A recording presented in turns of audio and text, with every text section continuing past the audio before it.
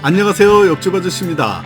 오늘은 근로장려금 중 일반인들 뿐만 아니라 특히 은퇴 전후에 근로장려금을 받는 경우와 65세 노인분들 그리고 중증 장애인분들에게 도움이 될 만한 내용으로 근로장려금 특집으로 준비했습니다. 일반적으로 근로장려금을 저소득층만 받는다고 알고 계시는데요. 받는 분들을 보면 일시적으로 소득이 작아지는 신입회사원들이나 신규 공무원, 군인, 경찰, 노년층, 퇴직자, 대기업 직원까지 다양한 분들이 받을 수 있습니다. 예를 들면 퇴직을 올해 3월에 하셨다면 내년에 총소득 요건에 맞으면 신청이 가능해집니다.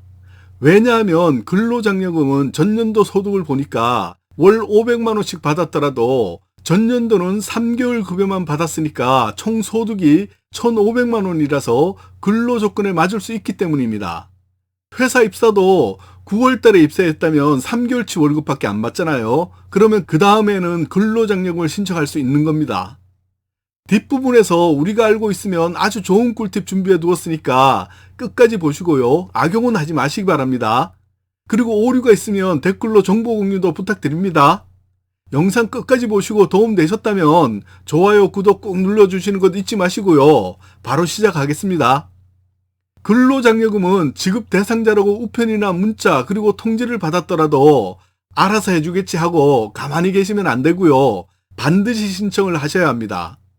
그러나 65세 이상 노인과 중증 장애인분들은 매년 근로장려금을 신청해야 하는 번거로움을 해소하고 신청하지 못해서 근로장려금을 받지 못하는 억울함을 해소해 드리기 위해서 자동 신청 제도를 시행하고 있으니까요. 자동 신청에 동의해 놓으시기를 권해드립니다. 만 65세 노인분들과 중증 장애인분들은 이렇게 자동 신청에 동의해 놓으시면 2년 내 근로장려금 신청 대상에 포함되는 경우 별도로 신청하지 않으셔도 자동으로 근로장려금을 지급받을 수 있습니다. 혜택을 받을 수 있는 인원이 65세 노인분들은 100만 명 가량이고요. 중증 장애인분들은 22만 명이 혜택을 받을 수 있습니다. 그리고 다르게 생각하자면 근로장려금 받는 분들 중 65세 이상 노인분들과 중증 장애인분들이 122만 명이나 된다는 얘기입니다. 혹시나 해서 말씀드리는데 나는 해당 안 되겠지 하고 그냥 계시는 분들과 카카오톡, 문자, 국민비서, 우편물 등을 받았는데도 불구하고 그냥 가만히 계셨던 분들은 꼭 신청하셔야 근로장려금을 받을 수 있습니다. 신청해야 하는 경우는 일반인들도 똑같이 해당됩니다. 근로장려금 지급 금액은 최대 330만 원까지 받을 수 있고요. 13월의 급여라고까지 부르는 유용하고 매우 도움되는 금액입니다. 18세 미만의 자녀가 있다면 자녀장려금 1인당 최대 100만 원까지 함께 받을 수 있습니다. 먼저 신청할 수 없는 사람 알려드릴게요. 이런 분들은 근로장려금을 신청할 수도 없고 받을 수도 없습니다. 매년 12월 31일 기준 대한민국 국적을 보유하지 않는 자, 변호사, 변리사, 의사 등의 전문직 종사자, 다른 거주자의 부양 자녀인 경우입니다. 다만 작년에는 대한민국 국적이 아니었는데 올해 국적을 취득했다면 내년에는 신청이 가능해집니다. 그리고 외국인 중에 대한민국 국적을 가진 사람과 혼인 또는 대한민국 국적에 부양 자녀가 있는 분들은 신청 가능합니다. 한 가지 중요한 사항이 있는데요.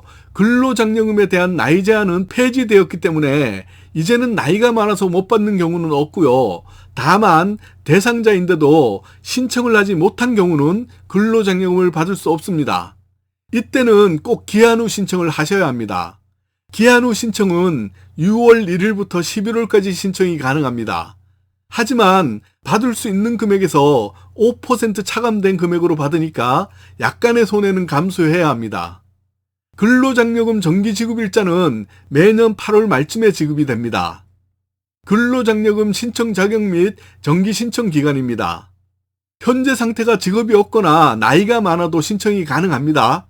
나이 제한은 2019년에 폐지되었습니다. 신청 자격 알려드릴게요. 먼저 정기 신청은 근로소득, 사업소득, 종교인 소득이 있는 거주자이고요. 반기 신청은 근로소득만 있는 분들이 신청 가능합니다. 근로장려금은 가구별로 지급되는데 가구 내 2인 이상 거주자가 신청 시에는 1인에게만 지급됩니다. 배우자, 부양가족 유무에 따라서 단독가구, 헛벌이 가구, 맞벌이 가구로 구분됩니다. 정기 신청 기간은 일반적으로 5월 1일에서 5월 31일까지 신청해야 합니다. 이때 신청을 하면 지급 일자는 8월 말경인데요. 날짜는 매년 하루 이틀 정도 변동이 있으니까 그때그때 꼭 한번 확인해 보세요. 가구 유형과 받을 수 있는 금액은요, 단독 가구인 경우는 말 그대로 혼자인 경우이고요. 총 소득은 연간 2,200만원 이하일 때 최대 165만원까지 받을 수 있습니다. 헛벌이 가구는 배우자 또는 18세 미만 부양자녀 또는 70세 이상 직계존속이 있는 경우이고요. 만약 배우자 소득이 있는 경우는 총 급여액 등이 연간 소득이 300만원 미만이어야 합니다. 총 소득은 연간 3,200만원 이하일 때 최대 285만원까지 받을 수 있습니다. 맞벌이 가구는 신처인과 배우자 각각의 총 급여액 등이 연간 300만원 이상인 가구입니다.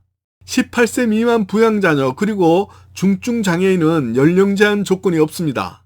총 소득이 3,800만원 이하일 때 최대 330만원까지 받을 수 있습니다. 자녀장려금은 헛벌이 가구 또는 맞벌이 가구는 총 소득이 7천만원 이하일 때 자녀 1명당 최대 50만원에서 100만원까지 받을 수 있습니다. 소득 기준은 세전 금액입니다. 나이가 좀 있으신 분들은 지금부터 꼭 알고 있어야 하는 중요 사항이니까 좀 집중해서 봐주세요.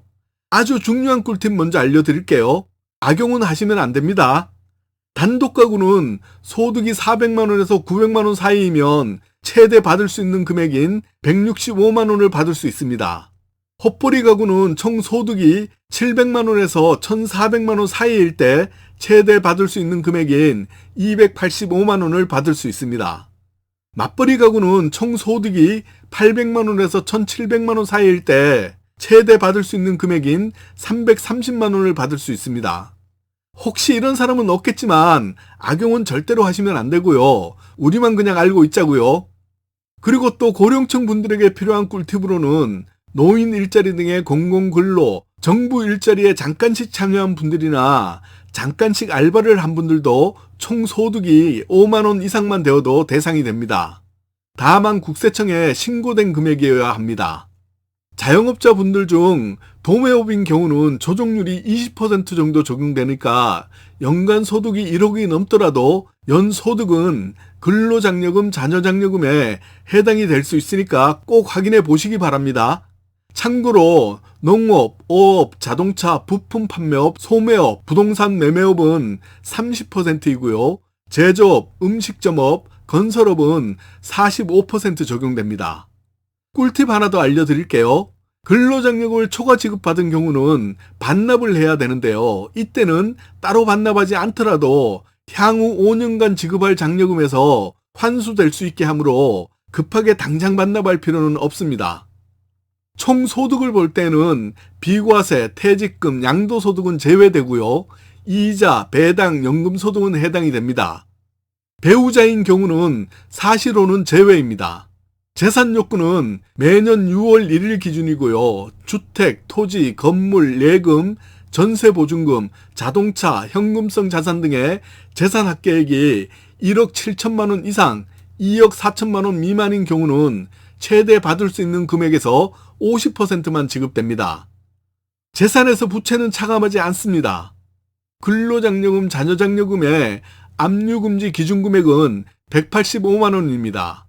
이 금액까지는 압류할 수 없으니까 안심하시기 바라고요. 근로자녀장려금 상담센터는 1566-3636이고요. 신청 또는 지급기간에만 통화가 가능합니다. 신청 방법은 모바일 손택스나 홈택스 또는 ARS 1544에 9944로 전화하셔서 음성 안내에 따라서 신청하시면 됩니다.